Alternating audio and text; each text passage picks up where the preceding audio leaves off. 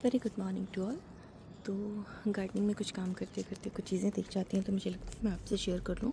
ये मेरा पपाया का प्लांट था जिसकी ग्रोथ बहुत अच्छी थी और सडनली इसके जो फ्लावर्स आने लगे वो ड्रॉप होने लगे, लीफ का साइज़ छोटा हो गया, येलोइंग होने लगी और यहाँ पर आप देखते हैं कि ग्रोथ जो है वो कितनी कम हो गई जबकि हेल्दी स्टेम था।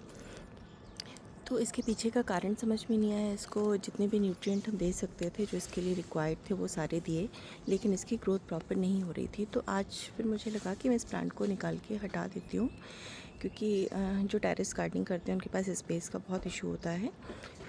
तो जब मैं इसको निकाल रही थी तो मुझे एक चीज़ यहाँ पर नज़र आई तो मैं आपसे शेयर करना चाहती हूँ।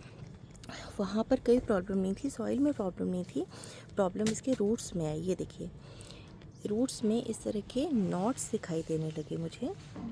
ये जो नॉट्स होते हैं ये एक नेमेटोडल डिसीज़ है जो मैलेटोकाइन से होता है और इसकी वजह से ये जो पुअर ग्रोथ है इसकी और जो लीफ फॉल होने लगा, येलोइंग होने लगी, फ्रूट्स नहीं बन रहे हैं, फ्लावर ड्रॉप हो रहे हैं, ये सब इसी का नतीजा था, क्योंकि ये रूट पूरी तरह इन्फेक्टेड हो चुकी हैं।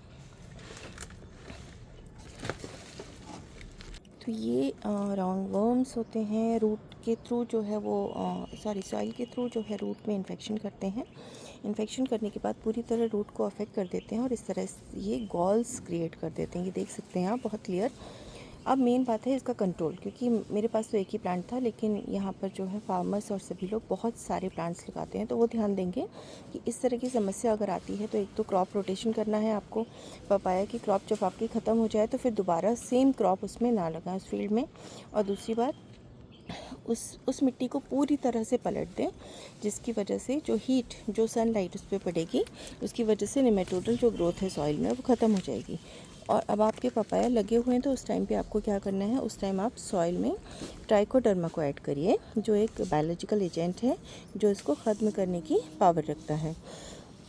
तो ये ध्यान रखेंगे कि इस तरह रूट में इन्फेक्शन होना बहुत कॉमन होता है, लेकिन इस टाइम पर जो हमारी सॉइल थी उसमें ये प्रेजेंट थे, तो हमें सॉइल को इस टाइम ट्रीट करना ज़रूरी है ताकि दूसरे प्लांट्स में जो है वो इन्फेक्शन रोक सकें। सो थैंक यू ऑल, और अपने पौधों का ध्यान रखिए।